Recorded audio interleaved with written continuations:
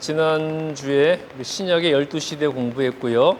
그리고 이제 바울의 선교 여행 1차, 2차, 3차 선교 여행의 경로를 살펴봤죠. 근데 1차 선교 여행 때 중요한 거 한 가지를 제가 빠뜨렸는데요. 1차 선교 여행을 하는 중에 바울의 이름이 바뀌게 돼요. 자, 원래 바울의 이름이 뭐였죠? 사울이었죠. 그 사울이 1차 선교 여행을 시작하면서 사울이라는 이름이 바울로 바뀌어서 등장하기 시작을 합니다. 사도행전 13장이 사도 바울이 1차 선교 여행을 시작하는 이야기가 나오는데요. 그 13장 9절, 사도행전 13장 9절부터 사울의 이름이 바울로 바뀌어서 나와요. 자, 그러면 사울이라는 이름이 바울로 바뀔 때 아마 여러분들 대부분 사울은 이름의 의미가 큰 자고 바울은 이름의 의미가 작은 자. 그래서 한껏 교만해 있던 바울이 이제 겸손하게 작은 자가 되기 위해서 이름을 사울로 바꿨다고 그렇게 여러분 알고 계시는 분 많이 계시죠? 그게 맞을까요? 틀릴까요? 아닙니다. 그거는 그냥 왜 그런 말이 생긴지 제가 이따 설명드릴 거고요. 사울이라는 이름 자체가 작은 자, 큰 자라는 의미가 아니에요. 어떤 요구한다, 요청한다 그런 이름의 의미를 가지고 있어요. 사울은. 바울은 작은 자라는 의미가 맞아요. 근데 왜 바울이 이름을 사울에서 바울로 바꿨느냐? 사울은 히브리식 이름이에요. 바울은 헬라식 이름이고요. 그러니까 이제 전 세계를 다니며 헬라 문화권에 있는 사람들에게 복음을 전하러 가는 거니까 히브리식 이름보다는 아무래도 사람들에게 헬라식 이름으로 불리는 것이 사람들에게도 더 어떤 거부감이나 친밀감을 줄 수 있는 거잖아요. 그래서 이름을 사울에서 바울로 바꾼 거예요. 그러니까 예를 들면 한국에 이 아메리카 선교사들이 갔을 때 미국 이름보다는 한국 이름이 더 이제 사람들에게 거부감이 없고 친숙함을 줄 수가 있으니까 선교사들이 자기 발음을 비슷하게 따서 한국 이름을 쓰는 경우가 많았어요.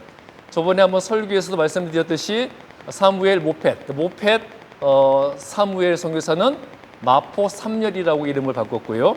그리고 사무엘 모라는 선교사가 있었습니다. 이분은 모 삼열이라고 이름을 썼고요. 그리고 알렌 선교사, 한국 최초의 선교사였던 알렌 선교사는 이름을 안연이라는 이름을 썼어요. 그리고 여러 명이 있는데 언더우드, 최초의 장로교 선교사죠. 언더우드는 원두우 그런 한국 이름을 썼고요. 그런 식으로 이제 그 지역 사람들에게 친근한 이름을 사용했듯이 바울도 사울이라는 이름이 히브리식 이름이니까 헬라 문화권에 있는 다른 민족들은 그 이름이 어색할 수가 있거든요. 그래서 헬라식 이름인 바울로 바꾼 겁니다. 그런데 왜 사울이라는 이름은 큰 자라는 의미이고 바울은 작은 자라는 의미이기 때문에 이제 큰 자라는 이름을 안 쓰고 작은 자라는 이름을 쓴 것으로 알려졌느냐? 그 이유는 한 가지 있어요. 왜냐하면 사울이 원래 누구의 이름이었어요? 사울. 이스라엘의 초대 왕의 이름이잖아요. 왕의 이름이기 때문에 사울이라는 이름은 아무래도 사람들에게 좀 높다는 이미지, 뭐 존귀하다는 그런 이미지를 준 거지 이름 자체가 큰 자라는 의미는 아니에요. 그러니까 왕의 이름을 쓰면서 사람들에게 뭐 좀 높은 자, 뭐 존귀한 자 그런 이미지를 주는 것보다는 이제 바울이라는 작은 자 그런 이름을 이름을 쓰게 된 것이고요. 그리고 정확한 이유는 사람들에게 어색한 히브리식 이름보다는 사람들에게 친숙한 헬라식 이름을 쓰기 위해서 사울에서 바울로 바꾼 겁니다. 그러니까 큰 자라는 이름에서 작은 자, 이제 섬기기 위해서 작은 자라는 이름을 바꾼 거 아니에요. 자, 그렇게 알고 계시면 되겠고요. 그다음에 이제 우리가 지난주 3차 전도 여행까지 봤고 이번에 4차 전도 여행. 바울이 로마로 이제 전도 여행을 떠나게 되는데 바울의 로마 여행이 4차 선교 여행입니다. 3차 선교 여행을 하는 중에 로마로 가야 되겠다. 이제 그런 생각이 들었습니다. 하나님이 그런 계시도 주셨고요. 3차 선교 여행을 하는 중에 돌아가면 로마로 가야 되겠다. 이제 그렇게 생각을 하고 예루살렘으로 3차 여행을 마치고 돌아왔는데 자, 예루살렘에 도착한 바울의 일행을 예루살렘 교회의 장로들이 따뜻하게 맞아주고 환대를 해 주었어요. 그리고 선교 보고를 바울은 했겠죠.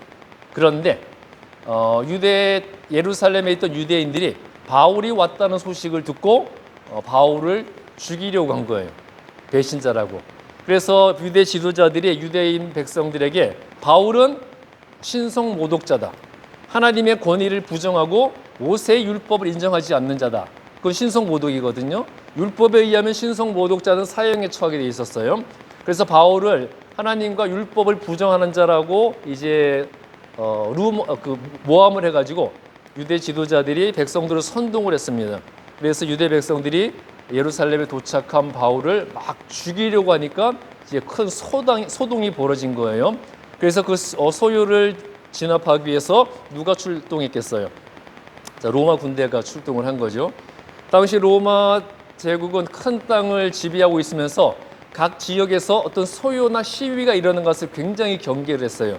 왜냐하면 그 소요나 시위가 로마 반정부 시위로 번질 것을 걱정했기 때문에 무슨 소동이나 시위만 벌어진다. 그럼 그 지역에 있는 로마 군대를 바로 출동시켜서 진압을 했었는데 예루살렘에서 바울 때문에 소동이 벌어지니까 역시 큰 소요가 일어났다는 말을 들은 로마 군대가 천부장, 그러니까 1000명의 군사를 거느리는 장교죠. 천부장이 군사들을 데리고 가서 소요 현장에 갔고 그 소동의 중심이 되었던 일단 바울을 체포했습니다. 그러자 이제 바울은 천부장에게 내가 당신 옆에서 유대 백성들에게 다시 내 자신을 변호하게 해달라. 천부장이 옆에 있는 상태에서 바울이 유대 백성들에게 자기도 원래 유대인이고 그리고 자기가 어떻게 다메섹 도상에서 예수님을 만나고 회심하게 되었는가 그 이야기를 해줬어요. 그러자 유대인들은 더 흥분해가지고 바울을 반드시 죽이겠다고 덤벼든 거예요. 그래서 이제 천부장이 바울을 어쩔 수 없이 자기 로마 군인의 진영으로 데리고 들어갔습니다. 그리고 왜 유대인들이 이 바울을 이렇게 죽이려고 하는가 그 이유를 알아보기 위해서 바울을 신문을 했어요. 그러니까 체포해서 채찍질을 한 거죠. 그때 바울이 어떻게 대응을 했습니까? 나는 로마 시민권자다. 그러니까 로마 시민권을 가진 자는 그때 말씀드렸던 것처럼 재판을 받아서 유죄가 판결되고 형이 확정되기 전까지는 절대로 체포되거나 형벌을 받을 수 없었어요. 근데 지금 바울은 시민권자인데 체포도 됐죠. 이미 채찍질도 당했거든요. 그러니까 천부장이 불법을 행한 거잖아요. 그래서 이제 바울이 자기가 로마 시민권자라는 걸 밝히고 이제 이야기하니까 천부장은 자기가 이제 불법을 행한 거란 말이에요. 이제 가불의 위치가 바뀌게 된 거죠. 자기가 불법을 행했으니까 바울에게. 그래서 그때부터 이제 바울의 눈치를 보면서 바울이 하자는 대로 다 해주게 되는 거예요. 그래서 이제 그 다음 날 천부장은 다시 한번 이 소요의 이유를 알기 위해서 자기가 볼 때 이 바울이 죄가 없거든요. 그래서 왜 유대인들이 이 바울을 죽이려고 하는가? 그래서 천부장이 바울을 데리고 유대인들의 최고 의결기관 산헤드린 공회로 갔습니다. 그래서 천부장 입회하에 산헤드린 공회에서 바울이 자기를 변호하는데 여기서 이제 바리새인들과 사두개인들이 싸움이 벌어지죠. 그 산헤드린 공회의 구성원은 대부분 최고 권력자들이었던 바리새인들과 사두개인들이었어요. 그래서 그 앞에서 바울이 이야기하기를 또 바리새인이었다. 바리새인 중에 바리새인이었고 우리 바리새인들의 교리대로 천사와 부활과 영광 그리고 천국을 믿는 자로서 우리가 기다리던 메시아가 예수라고 그것을 전했을 뿐이다. 그 얘기를 한 거예요. 그러니까 바리새인들의 입장에서는 바리새인들은 죽음도 부활도 믿죠. 천국, 영생 그걸 다 믿으면서 메시아를 기다린 사람들이 바리새인들이었거든요. 그러니까 바울이 하는 말을 바리새인들이 어떻게 거부를 할 수 없는 거예요. 그러니까 그 자리에서 그 순간이지만 바리새인들은 바울 편을 들어준 겁니다. 저 바울의 말이 틀린 것이 없다. 근데 사두개인들이 들고 일어난 거죠. 사두개인들과 바리새인들은 정치적 목적은 똑같았어요. 로마에 대항한다는 거. 그러나 신앙적 입장은 완전히 달랐거든요. 사두개인들은 천사도 안 믿고 부활도 안 믿고 천국도 안 믿고 영생도 안 믿고요. 그냥 현세에서의 영광스러운 삶만 추구하는 자들이었죠. 그러니까 이제 바리새인들이 순간이지만 그 순간 바울의 편을 들어주니까 사두개인들이 반발을 하고 그래서 바울이 자기를 변호하러 왔는데 사두개인들과 바리새인들 자기들끼리 싸움이 벌어져 버린 거예요. 그래서 안 되겠다 싶어서 천부장은 다시 바울을 데리고 진영으로 돌아가자. 유대인들이 무엇을 꾸렸을까요? 바울 암살단. 바울 암살단을 조직을 했습니다. 그래서 우리가 저 바울을 죽이기 전까지는 먹지도 마시지도 않겠다. 그게 바울 암살단을 조직을 했고요. 그 이야기를 들은 천부장은 이제 바울을 보호해야 되잖아요. 로마 시민권자니까. 자기가 잘못한 것도 있고. 그래서 예루살렘에 그대로 놔뒀다가는 바울이 위험하겠다 싶어서 천부장이 그 바울을 밤에 군사들과 함께 호송해서 가이사라로 데리고 갑니다. 가이사라에 뭐가 있다고 그랬죠? 총독의 관저가 있다고 그랬죠. 그러니까 가이사라에 데리고 가서 총독의 재판을 받게 하려고 한 거예요. 그래서 밤에 로마 군인들의 호송을 받아 가이사라 총독 관저로 간 바울은 이제 총독이었던 벨릭스를 만났고요. 벨릭스가 재판을 시도해 봤는데 역시 바울이 죽을 만한 죄를 지은 게 없는 거예요. 그러니까 유대인들의 율법과 종교에 관계된 문제이지 로마법을 어긴 게 없어요. 그러니까 무죄 방면했어야 되는 겁니다. 그런데 벨릭스가 뭘 의식했느냐? 자, 총독들은 그 지역 주민들의 인심을 얻어야 돼요. 그래서 아무 사고 없이 임기를 잘 마치고 로마로 돌아가야 더 좋은 데로 영전을 하게 되는 거잖아요. 그러니까 이제 바울이 죄가 없어서 무죄 방면하고 싶었지만 그럼 유대인들의 반발을 살 것 같은 거예요. 유대인들의 인심을 잃을 것 같은 거죠. 그래서 죄가 없는 자를 죄가 있다고 할 수는 없고 또 무죄 방면하기도 싫고 재판을 연기하면서 2년 동안 그냥 구류를 해두었습니다. 2년 동안 붙잡아만 둔 거예요, 바울을. 그러다가 이제 총독이 바뀌게 됐죠. 벨릭스의 후임으로 베스도가 총독 오게 되었고 베스도가 봐도 이 바울이 죄가 없거든요. 그때 바울이 새로운 총독 베스도에게 무엇을 요구했을까요? 나는 로마 시민으로서 로마 황제의 재판을 받을 권리가 있으니까 로마 황제의 재판을 로마로 가서 받겠다. 그렇게 이야기를 한 거예요. 그러니까 로마 시민은 당시에 로마로 가서 로마 황제의 재판을 받기 위해 항소할 권리가 있었습니다.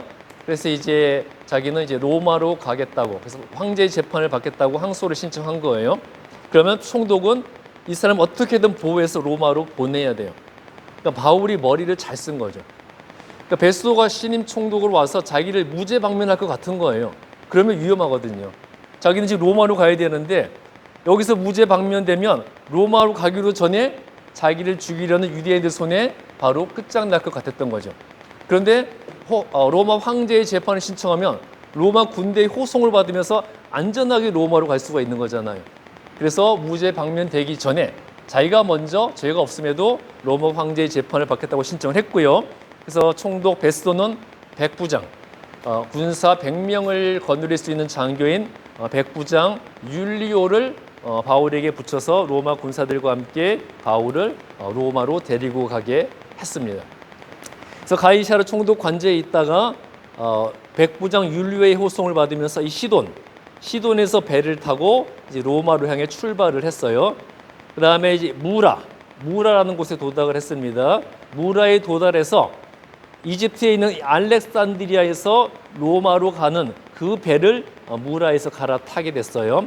그래서 무라에서 배를 갈아타고 그다음에 이 그레데 섬의 살모네 항을 거쳐서 미항이라는 곳에 이르게 되었습니다. 뒤에 다 보이시죠? 미항에 도착을 했는데 바울이 보니까 항해를 계속하면 위험할 것 같은 거예요. 그때가 겨울이었는데 바울은 이미 여러 차례 여행과 선교를 통해서 이 지역의 어떤 날씨나 기후를 잘 알고 있었거든요. 그러니까 지금 항해하면 위험하다고 바울이 권고를 했지만 백부장 율리오와 그 배의 선장은 지금 시간이 촉박했기 때문에 바울의 건의를 무시하고 미항에서 바로 로마로 출발을 했습니다. 그런데 역시 바울의 그 공고대로 여기서 항해하는 중에 이 지역에 그 당시에 발생하는 지역 태풍 유라굴로를 만나게 되었어요. 태풍에는 다 이름이 붙잖아요. 지역 태풍 유라굴로를 만나서 이 배가 표류하게 되었습니다. 표류하게 되었고요. 배는 난파가 되어버렸고 침몰 직전까지 배가 난파되었을 때 어디에 이르게 되느냐? 멜리데 섬이라는 곳에 간신히 배가 침몰하기 직전에 이 멜리데 섬에 난파되었고 비상 상륙하게 되었어요. 근데 이 멜리데 섬의 위치를 한번 보세요. 어디에 있어요? 바울이 가려고 했던 로마 바로 밑에 있잖아요. 그러니까 심한 폭풍이 불었지만, 그래서 배가 방향을 잃어버리고 표류를 했지만 그 풍랑이 결국 바울이 가야 할 곳으로 이끌어 가지고 있었던 거예요. 그러니까 하나님에 대한 확신을 가진 자는 인생의 풍랑을 맞게 되더라도 그 풍랑이 결국 그 사람을 하나님께 더 가까이 가도록 만들어주는 거고요. 그 인생의 풍랑이 오히려 그 사람이 해야 할 일을 더 잘할 수 있도록 밀어주는 역할을 하게 된다는 거예요. 풍랑을 만나서 죽을 위기를 겪었지만 결국 그 풍랑이 바울이 가야 할 곳으로 인도해주고 있었거든요. 자, 그렇게 이제 멜리데 섬에 비상 상륙을 했습니다. 비상 상륙을 했고, 이 멜리데 섬에 제일 높은 사람이 보블리오라는 사람이었어요. 이 보블리오랑 친밀한 관계를 바울이 가지게 되었어요. 그런데 이 보블리오가 누구냐? 두 가지 의견이 있습니다. 여러분이 가지고 계신 그 교재에도 추장이라고 나오죠. 추장. 멜리데 섬의 원주민의 추장이라는 말이 있고, 아니면 로마에서 파견한 행정관이라는 말이 있어요. 성경에는 멜리데 섬의 제일 높은 사람 보블리오라고 나오거든요. 제일 높은 사람이라는 것을 일부 사람들은 그 원주민의 추장이라고 해석을 하는 거고요. 일부는 로마에서 보낸 행정관이라고 이야기를 하는데, 어느 쪽에 더 신빙성이 있을까요? 추장, 제가 어제 설교 뭐 들으셨습니까? 어제 설교에 나왔던 내용인데, 새벽 기도에 이 보블리오라는 이름이 로마식 이름에 가까워요. 라틴어식 이름에 가깝고, 그 앞에 있는 가장 높은 사람이라는 성경 원어가 어떤 한 부족의 제일 높은 사람이라는 의미이긴 보다는, 또 어떤 조직에서 자체적으로 세운 가장 높은 사람이라기보다는 중앙정부에서 파견한 사람이라는 그런 의미가 있는 말이거든요. 그렇기 때문에 보블리오는 추장이기보다는 로마에서 파견한 그 지역의 행정관으로 보는 게 더 맞습니다. 예.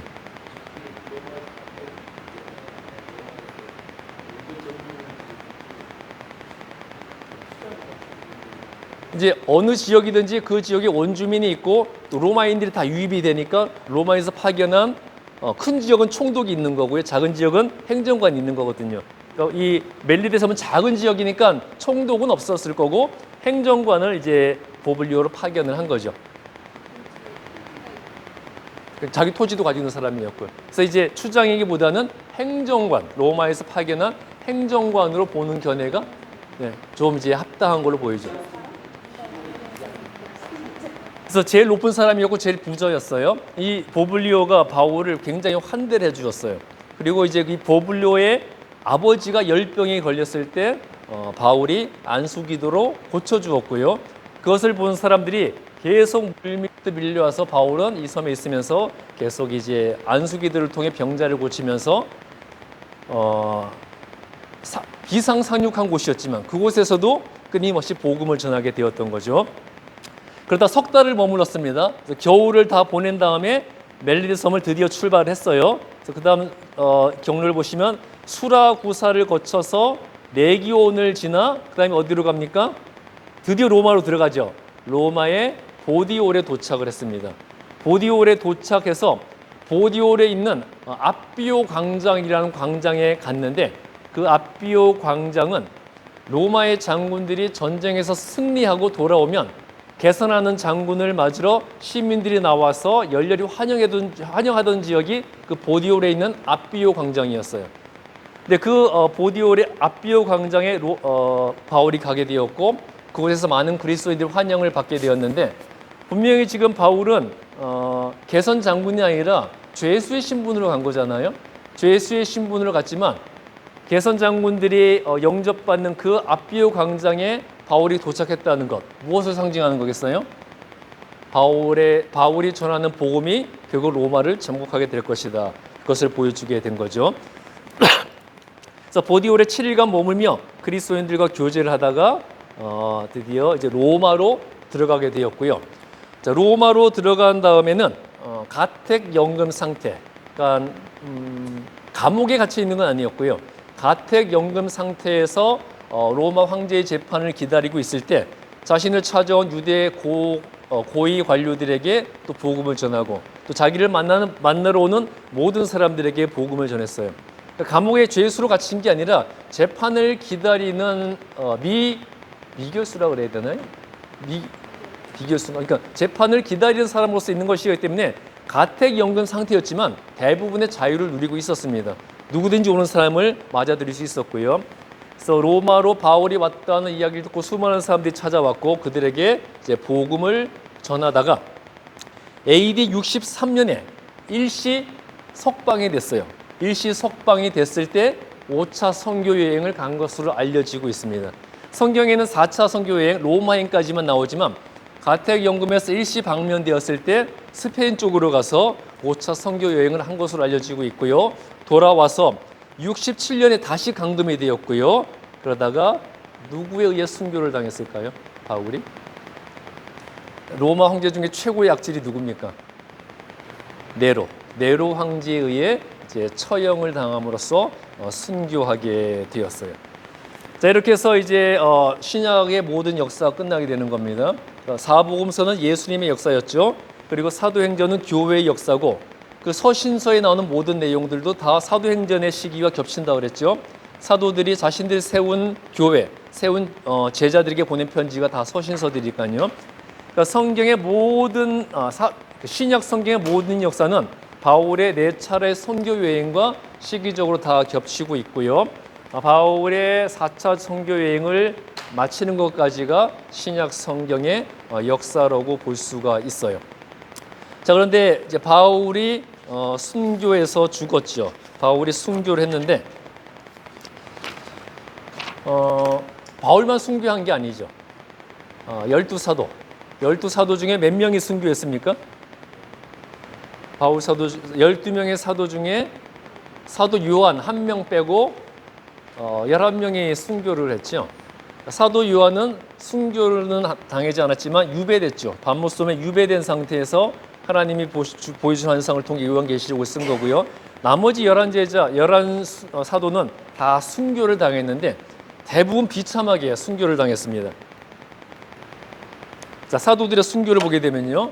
베드로는 아시다시피 십자가에 거꾸로 매달려 순교를 했어요. 자기는 예수님처럼 정상적으로 십자가에 매달릴 자격도 없다. 나를 거꾸로 매달아다. 그래서 십자가에 거꾸로 매달려 순교를 했고요. 그다음에 베드로 형제인 안드레는 X자형 십자가에 매달려 순교를 했어요. 자, X자의 의미가 있습니다. X. 자, 그리스도가 헬라어, 그리그로 하면 크리스토스인데 크리스토스의 첫 자가 X로 시작을 해요. 그러니까 이제 그때부터 X는 예수님을 의미하게 된 거예요. 그래서 성탄절도 뭐라 그래? 엑스마스라 그러죠. 그 X라는 게 헬라어로 그리스도를 할 때 크리스토스인데 크리스토스의 맨 앞자가 X예요. 그래서 그 예수님을 상징하는 X자형 십자가에 자기는 처형을 받겠다. 그래서 X자형 십자가에서 처형을 받게 되었고요. 야고보는 2명이죠. 사도 중에서도 세베대의 아들, 그러니까 사도 요한의 형제 야고보는 참수형, 목이 잘려 죽었고요. 그다음에 도마는 창으로 몸이 관통되어서 처형을 당했고요. 시몬, 그러니까 12제자 중에 시몬 베드로 말고 다른 시몬이 또 있었죠. 그 시몬은 톱으로 몸이 잘려서 처형을 당했습니다. 엄청난 고통이었겠죠. 톱으로 몸을 잘라서 죽였으니까요. 그 다음에 마띠아는 돌에 맞아서 처형을 당했고요. 그 다음에 바돌로메가 진짜 고통 중에 죽었어요. 바돌로메는 산채로 살 가지고 다 벗겨졌습니다. 그것만 해도 고통스러운데 산 사람을 살 가지고 다 벗긴 다음에 거기다 소금을 쳤어요. 뭐 끔찍하지 않습니까? 그 상태로 그냥 죽으라고 십자가에 매달아 두었습니다. 그러니까 다 비참하게 죽었지만 바돌로메가 제일 힘들게 죽었을 것 같아요. 산채로 살 가지고 벗기고 소금이 뿌려져서 십자가에 매달린 상태로 죽게 되었어요. 그 외 나머지 사도들도 다 대부분 십자가에 못 박혀 죽거나 목이 잘려 죽거나 칼에 맞아 죽거나 그렇게 순교를 했고요. 근데 이 12사도들만 순교한 게 아니죠. 11사도 외에 바울도 순교를 했죠. 그리고 사도들 외에도 수많은 예수님의 제자들 다 순교하신 분들 많아요. 십자가에 못 박혀 죽은 분들도 있고 또 불에 태워져서 화형을 당한 사람들도 있고요. 끓는 물에 던져져서 죽은 사람들도 있고요. 또 제자들과 사도들만 순교한 게 아니죠. 네로 황조 시대에 그냥 예수 믿는다는 그리스도인들, 예수 믿는다는 이유만으로 또 십자가에 못 박혀 죽고 또 화형 당하고 또 여러분 잘 아시듯이 콜로세움 원형 경기장에 사자와 호랑이의 밥으로 던져지고 그랬었죠. 정말 이런 예수님의 제자들과 또 사도들, 우리 믿음의 선조들의 이 열정과 헌신과 희생을 통해서 우리가 지금 예수 믿고 있는 거예요. 우리 예수 어떻게 믿어야 될까요? 감사하면서 잘 믿어야 되는 겁니다. 감사하면서 이분들의 희생이 있었기 때문에 우리가 예수 믿게 된 거거든요. 편안히. 그러니까 감사하면서 잘 믿어야 되겠죠. 또 한 가지 여담을 알려드리면 안드레가 X자형 십자가에서 처형 당했다 그랬잖아요. 그런데 여러분 스코틀랜드의 국기가 어떤지 아세요? 이게 스코틀랜드의 국기예요. 스코틀랜드의 국기인데 이 X자가 바로 안드레가 처형당하는 X자형 십자가를 의미하는 거예요.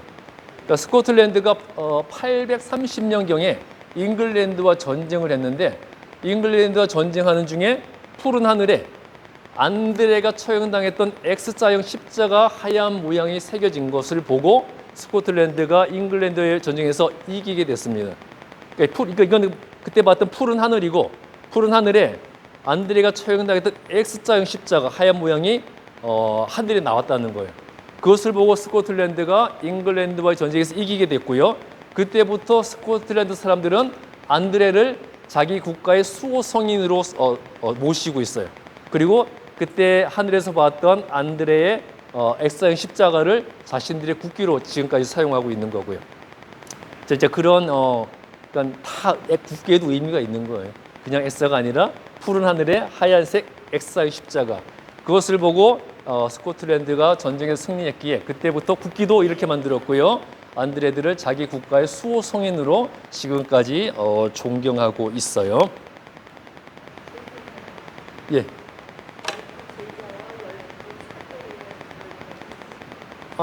12제자를 사도라고 부르는 거예요. 그러니까 좀 사도라는 것은 좀 더 특별한 의미.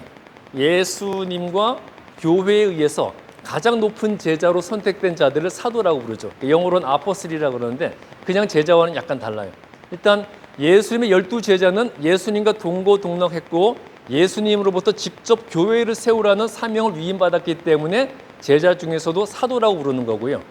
예수님의 제자들 외에도 12제자 외에도 초대 교회에서 교회의 권위로 사도로 임명해 준 사람들이 있었어요. 예를 들면 바울 그리고 바나바 같은 사람들, 예수님의 동생 야고보 이런 사람들은 예수님의 12제자는 아니지만 교회에서 사도의 권위를 인정해서 또 사도로 불러주게 된 거고요. 그러니까 사도는 일반 제자가 아니라 좀 더 특별한 권위를 가진 지도자로서의 제자를 의미하는 거예요. 그냥 예수님의 제자는 많죠. 마가의 다락방에서 기도하던 제자도 120명이었고요. 그 외에도 수많은 제자들이 있었는데 그 중에서도 특별한 권위를 위임받은 제자들을 사도라고 부르는 거예요. 이해가 되십니까? 예. 그다음에 이제 우리가 바울의 전도 여행은 다 살펴봤고요. 그다음에 사도들의 이 46페이지 지도 보시면 사도들의 서신 수신 지역을 한번 보도록 할게요. 사도들의 서신을 받은 지역들. 자, 이 지도를 보시면 먼저 빨간색. 자, 빨간색은 사도 요한이 요한계시록을 보낸 아시아의 7교회입니다. 소아시아 7교회가 요한계시록에 나오잖아요. 그 요한으로부터 그 계시록을 받았던 아시아 7교회가 빨간색으로 표시되어 있어요. 그러니까 여기에 그 7교회 이름이 나오죠. 버가모 교회, 두아디라 교회, 사대 교회, 빌라델비아 교회, 에베소 교회, 라오디게아 교회. 요 7교회 빨간색으로 표시된 소아시아 터키의 7교회에 요한계시록이 보내졌습니다. 그러면 또 한번 여러분의 또 상식을 테스트해 볼게요. 자, 이 7교회는 세 교회로 분류가 되죠. 칭찬만 받은 교회, 책망만 받은 교회, 칭찬과 책망을 함께 받은 교회로 나뉘게 돼요. 자, 이 7교회 중에 예수님으로부터 칭찬만 받았던 교회는 어떤 교회입니까? 두 교회. 칭찬만 받았던 교회. 서모나 교회와 빌라델비아 교회. 요 서모나 교회, 빌라델비아 교회는 칭찬만 들었고요, 예수님께. 그러면 책망만 받았던 교회는 라오디게아 교회. 내가 너희를 토해버리라. 예수님께 책망을 받았죠. 라오디게아 교회는 책망만 받았고요. 이 세 교회를 제외한 버가모, 두아디라, 그다음에 사대, 어디 갔어요? 버가모, 두아디라, 사대, 에베소 교회 네 교회는 칭찬과 책망을 함께 받았습니다. 자, 그다음에 파란색 네모는 바울 서신의 수신 교회 및 지역이었어요. 파란 네모를 보게 되면 자, 골로새, 에베소, 빌립보, 데살로니가, 그다음에 고린도, 왼쪽에 로마. 다 서신서가 수신된 지역이죠. 로마에는 로마서, 그다음에 빌립보서, 데살로니가서, 그다음에 고린도 전후서, 에베소서, 골로새서. 바로 이 지역들이 바울의 편지를 수신한 지역이고요. 맨 마지막에 어떤 네모나 뭐 빨간색 십자가 이런 표시 없이 그냥 파랗게 큰 글씨로 써여진 지역들, 본도, 비두니아, 아시아, 갈라디아, 갑바도니아, 이 지역은 베드로가 서신을 보낸 지역들입니다. 그러니까 베드로서의 수신 지역은 바울 서신처럼 정확하게 어디 한 군데라고 지명되지 않아요. 이 지역에 있는 모든 그리스도인들에게 베드로는 자신의 서신을 보낸 것이었어요. 예? 어떤 점? 그냥 도시들. 그리고 그때 설명드렸듯이 바울 서신은 무엇에 따라 이름이 지어졌다고 그랬습니까? 받는 사람이나 받는 지역. 그러니까 로마서는 로마 교회에 보낸 거고요. 뭐 빌립보서는 빌립보 교회에 보낸 거고, 또 사람으로 따지면 디모데서는 디모데에게 보낸 거고요. 그러니까 바울 서신은 수신 지역이나 수신했던 사람의 이름을 따서 지어졌고요. 그 외에 나머지 서신, 나머지 사도들이나 제자들이 쓴 서신은 보내는 사람의 이름을 따서 쓰여졌어요. 그래서 베드로 전후서, 뭐 요한 1, 2, 3서, 뭐 유다서, 야고보서, 보내는 사람 이름에 따라 쓰여졌고, 바울 서신은 받는 사람, 받는 지역에 따라 이름이 지어졌습니다. 그리고 이제 세 번째 46페이지 예수 그리스도 신약 시대를 구분해 보면 처음에는 뭐겠어요? 예수 그리스도의 출생, 그 다음에 예수 그리스도의 공생애, 메시아로서의 공생애 3년 사셨죠. 공생애. 그 다음에 예수 그리스도의 죽음, 예수 그리스도의 부활. 자, 예수님이 부활하시고 승천하신 후에 성령을 보내셨고 그 성령 강림의 역사가 일어나게 됐죠. 성령 강림에 의해 무엇이 세워졌습니까? 교회가 세워졌잖아요. 교회의 시작. 신약 시대는 예수님의 출생, 예수님의 공생애, 예수님의 죽음, 예수님의 부활, 성령 강림, 교회의 시작. 그렇게 이제 신약 시대가 구분이 됩니다. 그러니까 신약의 대부분의 역사는 사복음서에 나오는 예수님의 역사와 사도행전에 나오는 교회의 역사, 그렇게 구별이 되는 거예요. 자, 그다음 오늘 나눠드린 교재 다 받으셨죠? 자, 교재 다 받으셨죠? 교재 받으셨나요? 오늘 예. 47페이지 보겠습니다. 47페이지. 자, 47페이지 신약 성경의 주제. 자, 오늘부터 27권의 신약 성경 각 권의 주제를 마치면 우리는 이제 이번 성경 공부 과정을 1단계 성경 이해 과정을 다 마치게 되는 거예요. 자, 신약 성경 각 권의 주제. 첫 번째 마태복음이죠. 자, 첫 번째 신약 성경의 책들이 사복음서로 시작하죠. 마태, 마가, 누가, 요한. 사복음서로 시작을 합니다. 자, 사복음서 중에서도 처음 세 권 마태, 마가, 누가복음은 뭐라고 부른다 그랬어요? 공관복음. 공통된 관점으로 보고 쓴 글이라는 거예요. 그래서 이 세 권의 책은 내용이 중복되는 게 맞고요. 같은 사건을 다루고 있기 때문에 굉장히 흡사한 내용을 다루고 있습니다. 그래서 이 세 권은 공관복음이라고 부르고요. 요한복음은 내용이 좀 달라요. 다른 내용을 다루고 있어요. 그래서 사복음서는 공관복음과 요한복음으로 구성이 되는데, 자, 신약 성경 각 권의 주제 첫 번째 마태복음을 한번 보도록 하겠습니다.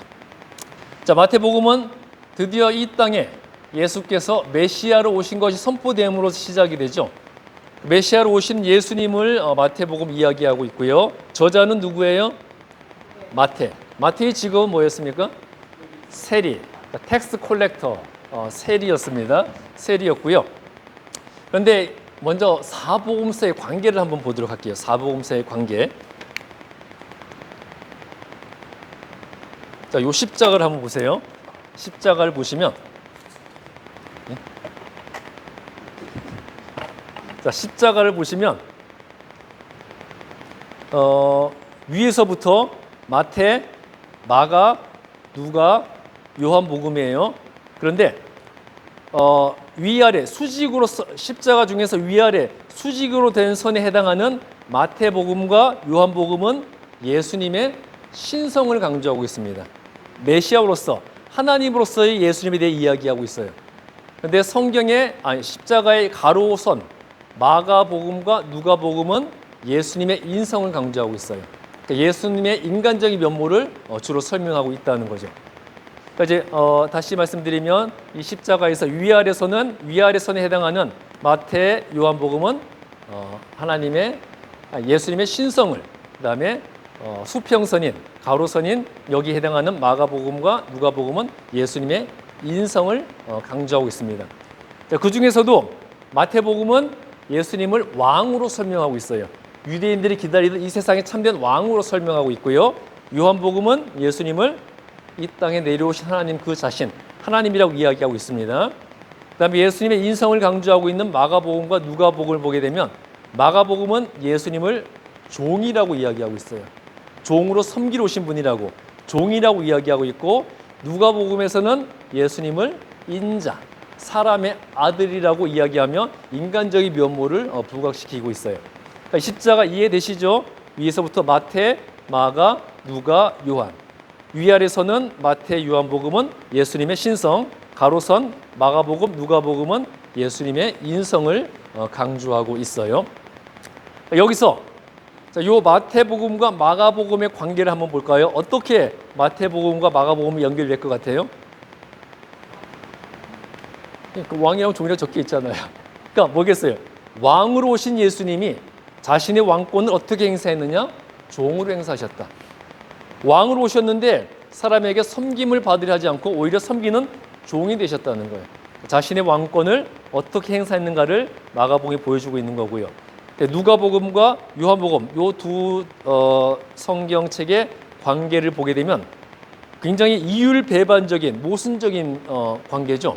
여기는 누가복음은 예수님을 인자라, 사람이 아들이라고 이야기하고 있고, 요한복음은 그 예수님을 하나님이라고 이야기하고 있어요. 자, 이것은 어떤 것을 의미하고 있겠습니까? 너무 이율배반적인, 하나는 사람, 하나는 하나님, 그렇게 예수님을 설명하고 있는데 이것이 의미하는 게 뭐겠어요? 예수님은 100% 완전한 하나님이시자 100% 완전한 인간이시다. 그러니까 예수님은 인간이자 하나님이시다. 그 관계를 보여주고 있는 거예요. 그러니까 예수님은 하나님이시죠. 하나님 그 자신이시죠. 동시에 예수님은 인간 그 자체세요.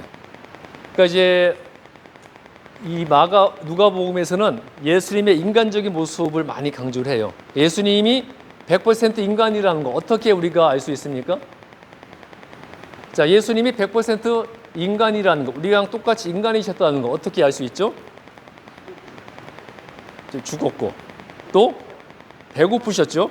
배고프셨고, 인간처럼 또 목마르셨죠? 목마르셨고, 아픔을 느끼셨고, 슬픔도 느껴서 우셨고, 인간의 모든 감정을 다 느끼시는 분이셨어요. 그렇기 때문에 완전한 인간이셨습니다. 동시에 또 완전한 하나님이라는 것, 예수님이 하나님이라는 것 어떻게 또 증거할 수 있죠? 예수님이 행하셨던 기적들, 그 기적은 하나님이 아니고선 행할 수 없는 기적이었습니다. 가장 결정적인 게 뭐예요? 죽으시고 부활하신 것, 또 하늘로 승천하신 것. 그런 사실들이 또 예수님은 100% 하나님이시라는 것을 보여주고 있다는 거예요. 그렇다면 왜 예수님은 인간이자 하나님이셔야 했을까요? 왜 예수님은 100% 완전한 하나님이자 또 동시에 100% 완전한 인간이셨어야 했을까요? 왜? 이유가 뭘까요? 이유 뭘까요? 일단 예수님은 죽으시러 오신 거잖아요. 인간을 대신해서 죽으시러 온 거예요. 죽기 위해서는 인간이어야 되는 거죠. 하나님, 신은 죽을 수 없으니까. 죽기 위해서 인간이셨어야 했습니다. 근데 또 왜 하나님이셔야 했습니까? 단 한 사람의 죽음으로 모든 인류의 죄가 영원히 용서받을 수 없어요. 단 한 사람의 죽음으로 모든 인류의 죄가 다 구원받기 위해서는 또 예수님은 하나님이셔야 했던 것이었어요. 그러므로 예수님의 인성과 신성 중 한 가지라도 부정하는 것은 바로 이단이 되는 거예요. 그러니까 예수님은 무조건 하나님이다. 그것도 이단이고요. 예수님은 인간에 불과하다. 그것도 이단인 거고요. 예수님은 인간이시자 동시에 하나님이셨습니다. 저번에 한번 설명드렸던 것 같은데 교회 예배당 안에 초가 대부분 있는 교회가 많잖아요. 감리교회는 초가 2개 있어요. 왜 예배 강단 위에 초가 2개 있다 그랬죠? 감리교는? 저건 우리 감리교회 초가 아닙니다. 이 교회가 루트란 처치이기 때문에 루트란 교회인 거고요.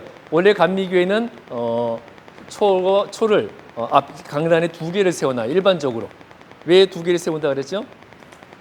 하나는 그러니까 그 2개의 초는 예수님의 신성과 인성을 상징하는 거예요. 그러니까 인간으로서의 예수님 그리고 하나님으로서 예수님을 상징하는 2초를 예배당에 세워놓는 거죠. 그래서 인간이시자 하나님이신 그 예수님이 이 교회의 주인이시고 이 예배의 주인이시다. 그런 의미인 거예요. 근데 또 초를 7개 세워놓는 교회도 있어요. 7초 때. 7개의 초를 켜는 교회도 있습니다. 그건 왜일까요? 럭키 세븐? 왜 7개의 초를 켜놓을까요?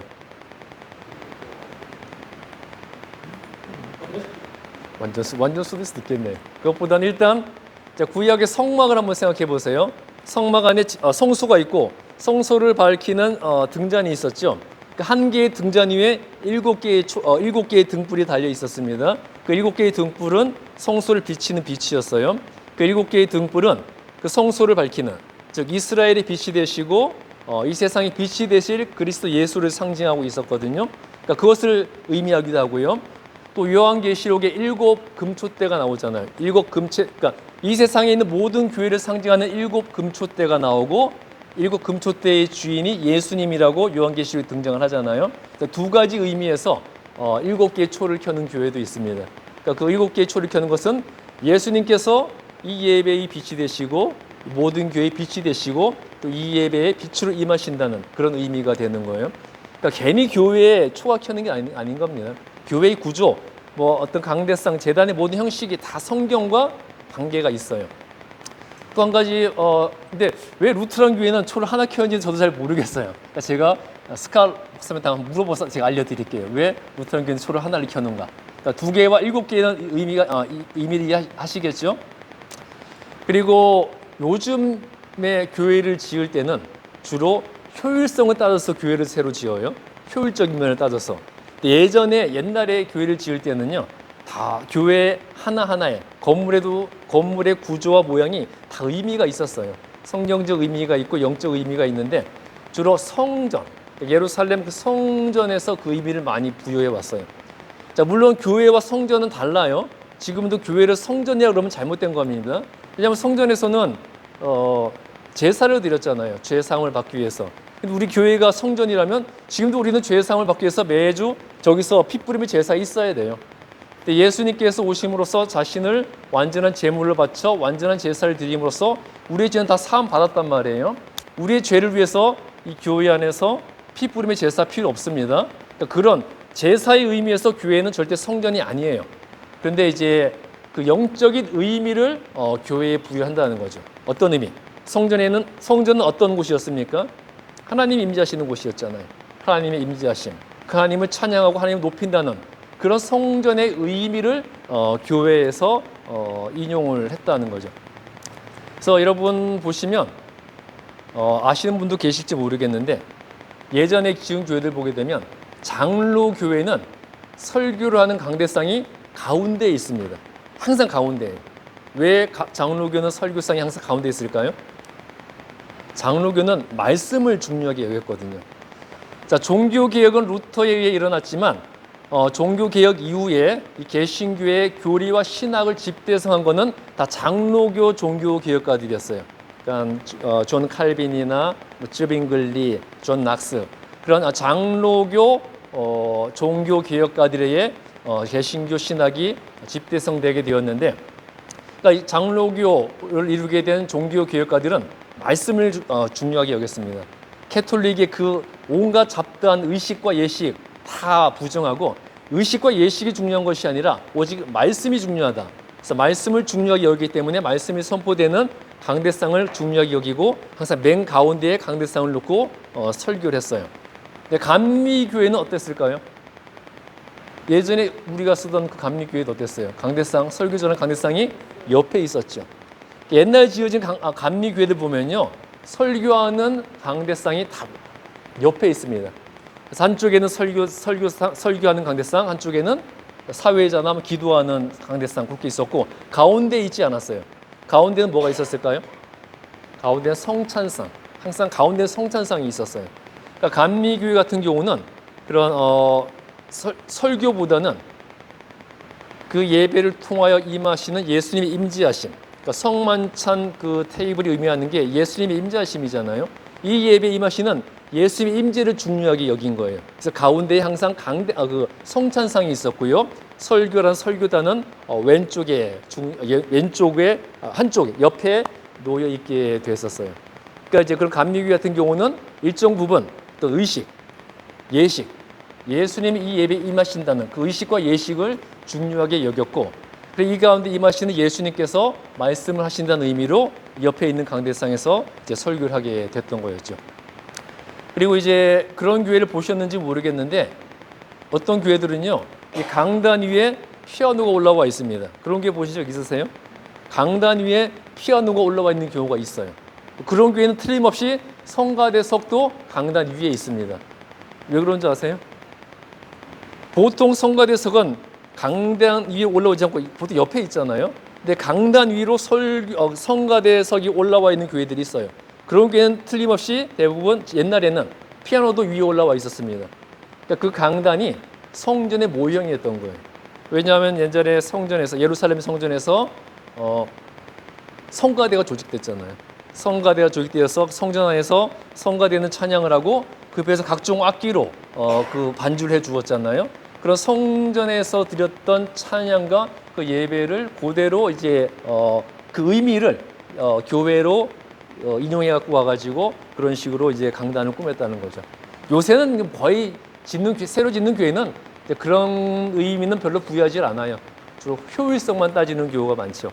하지만 이제 다 장단점이 있겠지만, 그러니까 교회 건물 하나하나, 그 구조 하나하나에도 다른 영적인 의미가 있다는 것을 우리가 아셔야 되는 거예요. 뭐하다 이 얘기가 나와버렸나 모르겠네. 어쨌든 이제 사복음서의 관계는 다 아시겠죠? 그래서 이제 예.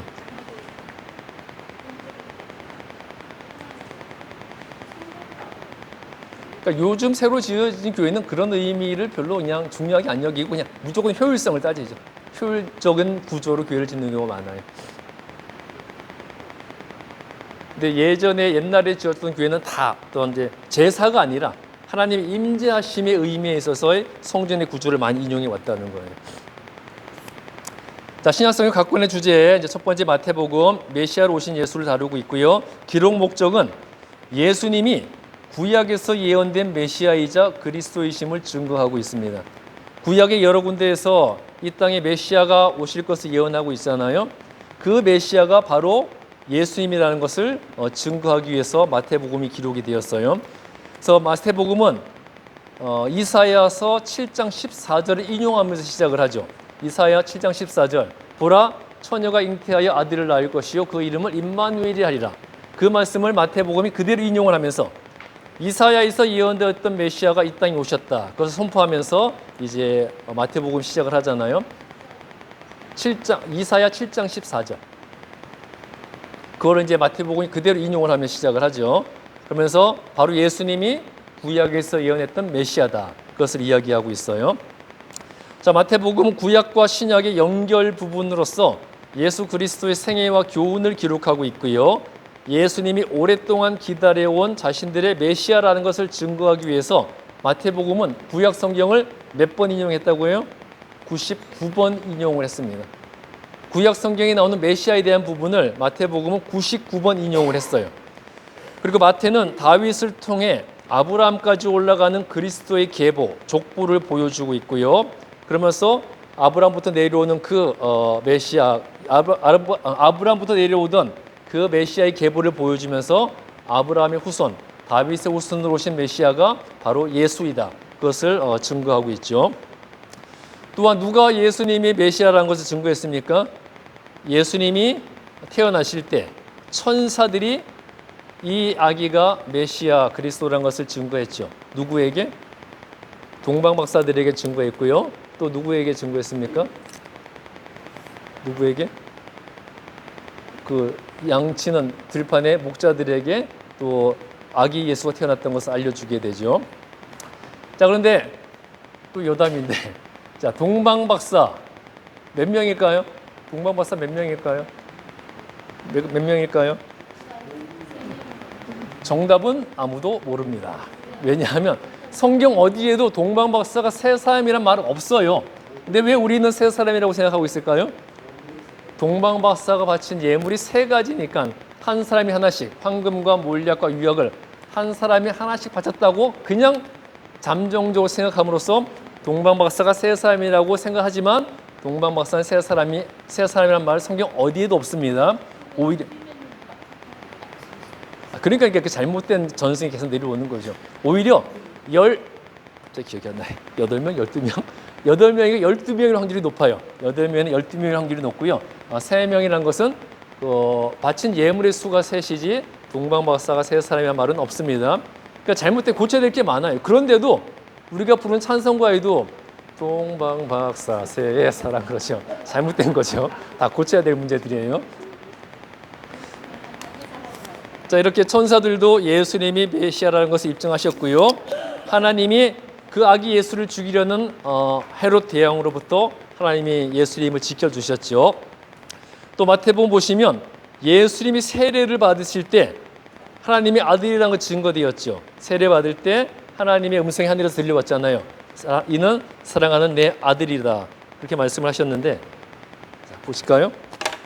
마태복음 3장 16절 17절 보시면 예수께서 세례를 받으시고 곧 물에서 올라오실 때에 하늘이 열리고 하나님의 성령이 비둘기같이 내려 자기 위에 임하심을 보시더니 하늘로부터 소리가 있어 말씀하시되 이는 내 사랑하는 아들이요 내가 기뻐하는 자라 하시니라.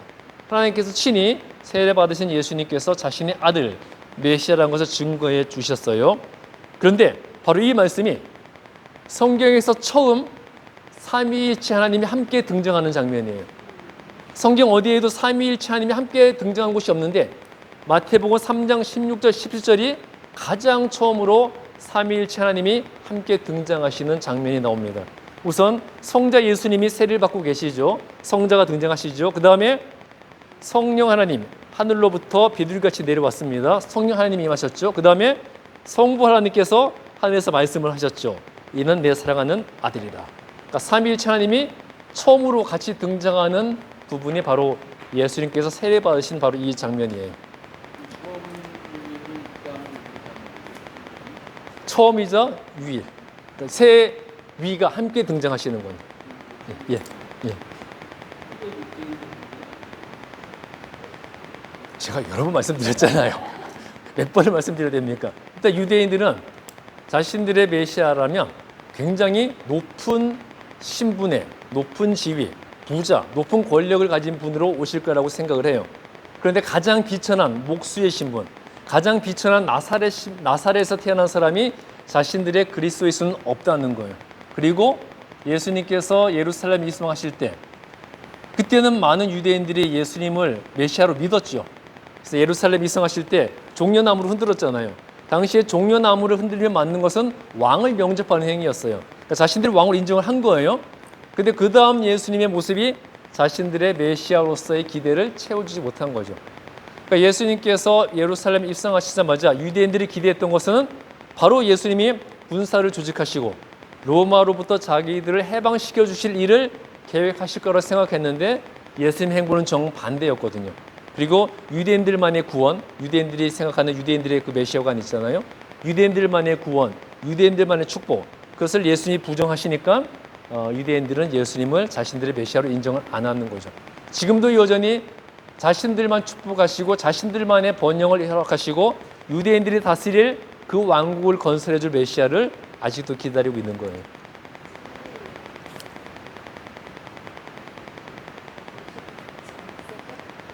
그러니까 처음에는 예수님한테 약간 세속적 메시아관을 기대했었죠. 그러니까 예수님 아니라 말씀하셨고 그때 이제 요한도 그걸 받아들였잖아요.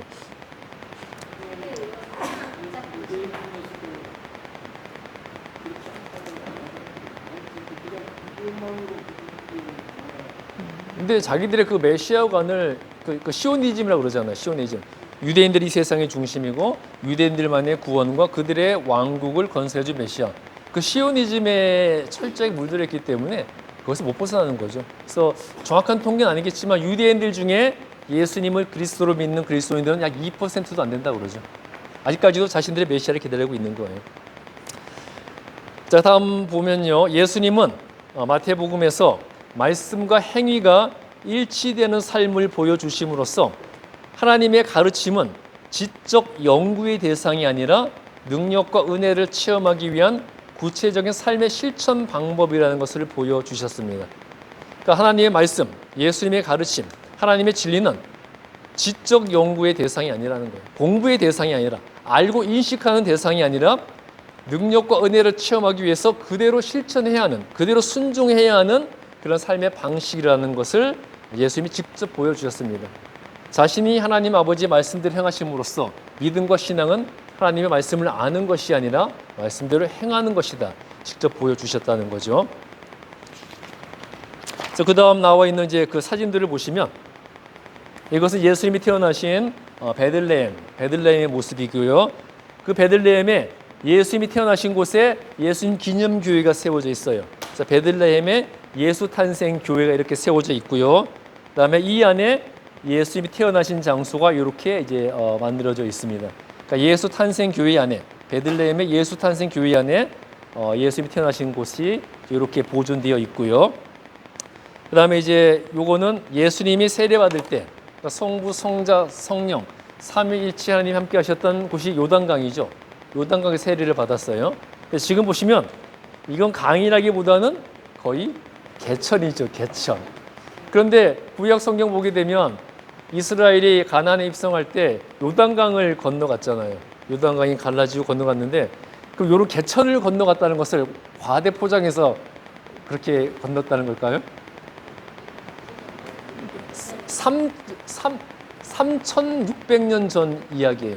그러니까 지형이 변화가 된 거죠. 수천 년이 지나면서 지형이 변화됐고요. 성경에도 설명이 되어 있어요.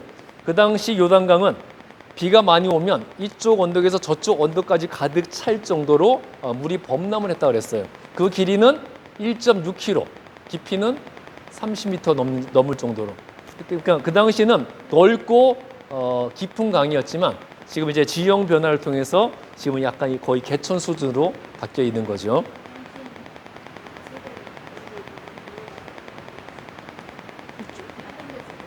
이런 개천에서는 안 됐겠죠.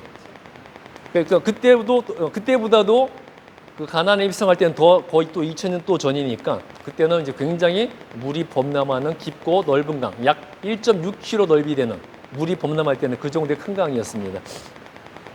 자, 그다음에 이제 마가복음. 자, 마가복음은 아까 얘기했듯이 종이 되신 메시아이신 예수님께서 자신의 왕권을 종으로 행사하신 것을 이야기하고 있어요. 저자는 누굽니까? 저자는 마가. 마가는 누구죠? 마가가 예수님의 제자일까요? 아닐까요? 아니죠. 마가는 바나바의 조카였죠. 바나바의 조카였고 예수님께 예수님이 잡히시던 날 예수님께서 최후의 만찬을 나누실 그 식사 장소를 제공해 준 사람이었고 성령이 임하실 때 제자들이 모여서 120명의 제자들이 모여서 기도하던 장소, 그 다락방을 제공했던 사람이 바로 마가였습니다.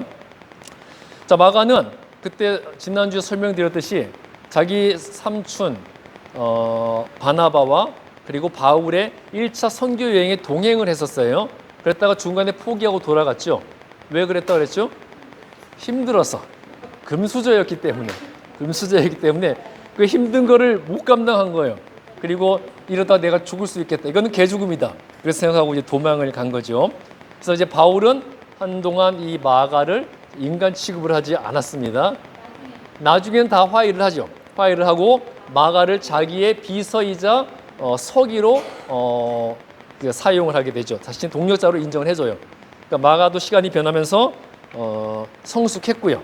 또 예수님을 영접하고 성령 충만했기 때문에 바울 앞에 진실하게 자신의 잘못을 반성했고, 또 바울도 사실 바울이 굉장히 뒤끝이 있는 사람이거든요. 뒤끝이 상당해요. 그 바나바의 관계도 그렇고 그 평생의 동력자. 바나바가 바울에게 있어서는 의인이거든요. 바울이 회심했을 때 예루살렘에 있는 그리스도인들이 바울을 안 믿었잖아요. 저런 인간이 회심할 리가 없다. 저건 위장 스파이다. 그렇게 믿었을 때 바나바가 적극 변호를 해줬죠. 그리고 바나바가 안디옥 교회에 가서 목회를 먼저 하고 있다가 또 자기를 불러서 안디옥 교회에서 함께 사역할 수 있는 목회자로 키워준 거고요. 그런데도 이 마가에 대한 문제 때문에 바나바와 이 등을 질 정도로 상당히 뒤끝이 있는 사람이었지만, 그런 바울도 나이가 들면서 성격이 유해졌겠죠. 마가도 성숙한 거고요. 그래서 이제 바나바와도 나중에 다 화해를 한 것으로 알려지고 있고요. 그 마가를 나중에는 자기의 서기 그리고 비서로 쓰게 됐습니다. 자, 그러면 한 가지 의문을 가져야 되지 않겠습니까? 마가는 예수님을 잘 몰라요. 잡히시기 전날에 자기 방을 최후의 만찬 자리로 제공했을 뿐이에요. 근데 어떻게 마가가 예수님의 행적을 낱낱이 기록을 했을까요? 바울의 서기였잖아요. 잠깐 빼먹었습니다. 바울의 서기이자 비서였다가 바울이 순교한 후에 베드로의 비서이자 서기가 됐어요. 그러면 마가는 누구에게서 예수님에 대한 이야기를 듣고 마가복음을 적었을까요? 바울도 아니죠. 바울도 예수님에 동행한 인물은 아니잖아요. 베드로. 그러니까 베드로의 서기로서 베드로가 자기가 체험한 예수님에 대한 이야기를 해줬을 때 마가는 그 이야기를 듣고 마가복음을 기록을 한 거예요. 그러니까 마가복음은 철저히 베드로의 관점에서 쓰여진 책입니다. 바나바도 예수님과 동행하지는 않았죠. 예수님 12 제자는 아니었으니까요. 장님 뭐라고 하셨죠? 네. 서기가 있잖아요. 서기가 있으니까 서기 시킨 거겠죠.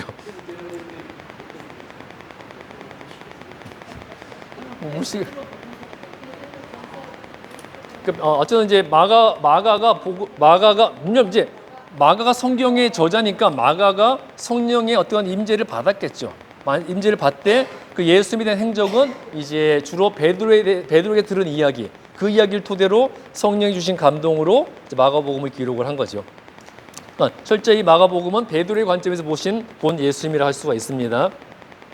자, 마가복음 기록 목적은요, 예수 그리스도의 인격과 능력, 가르침을 증거하고 하나님의 말씀을 즉각적으로 받아들이게 하기 위해서 기록을 했어요.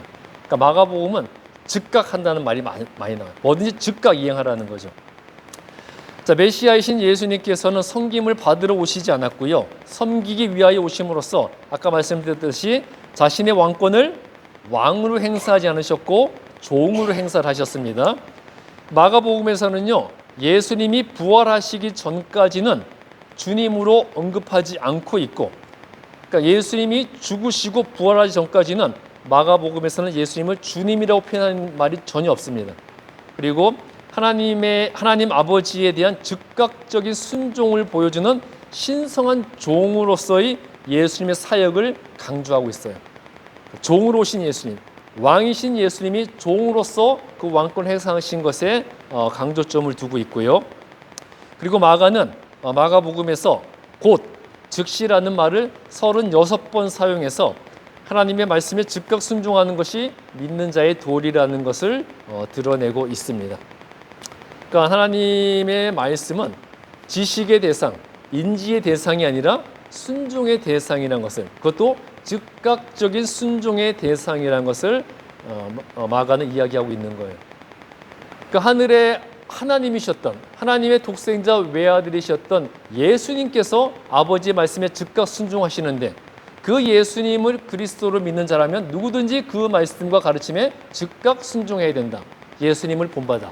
그 이야기를 하고 있는 거죠. 그 다음 이제 그림을 보면 그 물이 나오는 그림은 갈릴리 호수입니다.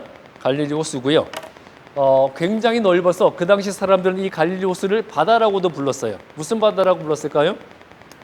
디베랴 바다. 그리고 게네사렛 호수라고 됐고요. 그러니까 이 세 가지 명칭이 다 나와요. 갈릴리 호수, 디베랴 바다, 게네사렛 호수. 다 똑같은 말이에요. 다 갈릴리 호수를 가리키는 말인데 워낙 넓어서 바다라고 부를 때는 디베랴 바다라고 했고요. 또 게네사렛 호수라고도 불렀습니다. 그리고 예수님의 그 오병이어의 기적이 갈릴리 호수 옆에서 일어났잖아요. 그래서 예수님께서 갈릴리 호수 옆에서 오병이어의 기적을 행했던 곳에 또 오병이어 교회가 세워져 있고요. 그 기적이 행해졌다고 하는 곳에 또 이런 이제 장소가 보존이 되어 있습니다. 사실인지 아닌지 모르겠어요. 사실 그렇게 보존이 되어 있습니다. 저도 성지순례를 안 가봐서 잘은 모르겠고요. 이렇게 다 모든 사건의 현장에는 역사적인 장소로서 다 보존이 되어 있어요. 자, 예수님은 복음을 먼저 유대인들에게 전하신 후에 그 다음에 다른 이방인들, 로마인들이나 시리아인 등에도 전하심으로써 복음의 우주적 개방성을 보여주셨어요. 물론 예수님의 사역은 처음에는 첫째 유대인들에게 맞춰져 있었어요. 그러나 유대인들에게만 복음을 전하신 것이 아니라 이방인들에게도 전하심으로써 복음의 우주적 개방성, 모든 사람을 위한 하나님의 복음, 그리스도의 복음을 이야기하고 있다는 거죠. 세 번째, 오늘 누가복음까지만 하도록 할게요. 물론 요한복음까지 하려고 했는데 누가복음까지만 하겠습니다. 누가복음은 예수님을 뭐라고 말씀하고 있다 그랬죠? 인자, 그러니까 사람의 아들로 이야기하고 있습니다. 저자는 누가이고요. 누가는 예수님의 제자예요, 아니에요? 누가는 예수님의 제자가 아닙니다.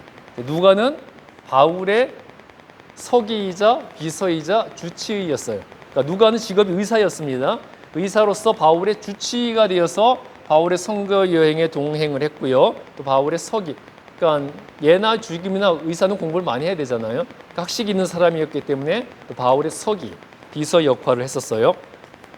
자, 그렇다면 누가도 예수님의 제자가 아닌데 예수님을 본 적이 없는데 어떻게 누가가 누가복음을 통해서 예수님에 대해 적게 되었을까요? 누구의 영향이었겠어요? 바울의 서기였으니까 바울의 영향이었겠죠. 근데 바울도 예수님을 본 적은 없잖아요. 그러니까 다메섹 도상에서 부활하신 예수님을 환상 중에 본 거지 직접 만난 건 아니란 말이에요. 그러니까 바울이 자기 동료 사도들에게 전해들은 예수님에 대한 이야기, 또 자기가 성령을 통해서 들었던 예수님에 대한 이야기를 누가에게 이야기해 주었고 누가가 그것을 토대로 또 성령 충만하게 되어서 누가복음을 적게 된 거죠. 자, 누가복음의 기록 목적은 예수님의 인간으로서의 삶의 모습을 생생히 묘사함으로써 예수님이 하나님인 동시에 완전한 인간이시라는 것을 증거하고 있어요. 그러니까 예수님의 모든 인간적인 감정을 다 표현해 주었습니다. 예수님도 아프셨고 배고프셨고 눈물 흘리셨고 슬프셨고 목마르셨고 그 모든 인간의 감정을 그대로 느끼는 예수님의 인간적 측면을 강조하고 있어요. 그럼으로써 예수님이 인간이자 동시에 완전한 하나님이시다. 그것을 증거하고 있는 거죠. 자, 복음서 중에 누가복음이 가장 깁니다. 가장 긴 복음서인 누가복음은 예수님이 죄인들을 찾아 구원하기 위해서 인간의 몸으로 오셨음을 설명하고 있어요. 자, 누가복음에서는 예수님을 인자라는 말로 표현하고 있는데요. 예수님은 유일하신 하나님인 동시에 동정녀에게 나셔서 인간이 된 완전한 인간이시고 또 모든 인간의 죄를 갚으시기 위해서 예수님은 하나님이셔야 했지만 동시에 죽기 위해서 인간이셔야 했습니다. 그러니까 예수님은 하나님으로서 구약에서 이사야서에서도 그렇고요. 처녀에게서 메시아가 태어날 것을 예언되고 있잖아요. 처녀. 그러니까 남자를 알지 못하는 처녀. 그 동정녀에게서 메시아가 태어날 것이 구약에서 예언이 되었는데 그 처녀, 구약에서 예언한 남자를 알지 못하는 처녀, 동정녀에게서 태어남으로써 인간이 되었기 때문에 완전한 인간이세요. 여자의 몸이 태어났으니까 완전한 인간이라는 거죠. 그런데 그 여자는 아이를 낳을 수 없는 처녀였어요. 그 처녀의 몸에 태어났기 때문에 또 완전한 하나님이시 되는 거예요. 구약의 완성이신, 구약 성경의 예언의 완성인 완전한 인간이 되는 거죠. 그러니까 이 동정녀 처녀의 몸에서 태어났다는 게 예수님의 인성과 신성을 다 보여주는 거예요. 여자의 몸에서 태어났으니까 인간이시고 남자를 알지 못하는 여인에게 태어나셨기 때문에 하나님이시라는 거죠. 그리고 아까 말씀드렸듯이 모든 인간의 죄를 단 한 번으로 갚으시기 위해서 예수님은 하나님이셔야 했고요. 동시에 죽기 위해서는 예수님은 인간이셔야 했습니다. 자, 예수님은 실제로 이 세상에 존재했던 가장 적극적 사고방식의 위대한 역동적 신앙가이셨고요. 동시에 인간을 초월한 유일한 구세주셨습니다. 가장 적극적인 삶의 방식으로 살아간 그런 혁명적 신앙가이자 동시에 인간을 초월한 하나님 자신 구세주였다는 거죠. 자, 예수님은 누가복음은 예수님을 인자로 이야기하고 있다고 했죠. 그래서 예수님은 한 가지를 제외하고는 모든 면에서 인간과 똑같으신 분이에요. 한 가지 다른 면이 뭘까요? 죄가 없다는 것. 그것만 빼고 모든 면에서 인간과 똑같으셨습니다. 자, 바로 예수님은 죄가 없으셨기 때문에 십자가에서 우리의 죄를 담당하실 수 있었던 거예요. 만약 예수님도 죄가 있었다면, 허물이 있었다면 죄인이 죄인의 죄를 대속할 수 있습니까? 없잖아요. 그러니까 예수님은 인간이셨지만 죄가 없다는 면은 유일하게 인간과 다르셨기 때문에 죄 없으신 예수님께서 모든 인간의 죄를 대속하시고 죽었다는 거죠. 자, 이렇게 누가복음은요, 왕으로서의 메시아를 기대하던 전통적 메시아관을 타파하고 있어요. 유대인들은 아주 화려하고 위대한 왕으로 자신들의 메시아가 올 것을 기대하고 있는데 그런 메시아관을 타파해버리고 우리의 메시아가 우리와 똑같은 연약한 인간의 모습을 오셨다. 그것을 이야기하고 있고요. 또 구원의 섭리가 유대인들뿐만 아니라 이방인들에게도 개방됨을 강조하고 있어요. 그래서 누가도 헬라인이거든요. 예수님의 제자가 아니었을 뿐만 아니라 유대인도 아니었어요. 유대인도 아닌 헬라인 누가가 예수님의 복음서를 씀으로써 복음은 유대인들뿐만 아니라 전 우주적 개방성을 가지고 모든 사람들에게 주어진 것이라는 것을 강조하고 있습니다. 그러니까 복음서를 쓰는 사람 중에 제자가 아닌 사람들이 마가와 누가잖아요. 마가는 그래도 유대인이었어요. 마가는 유대인도 아니고 헬라인이었습니다. 자, 오늘 여기까지 하도록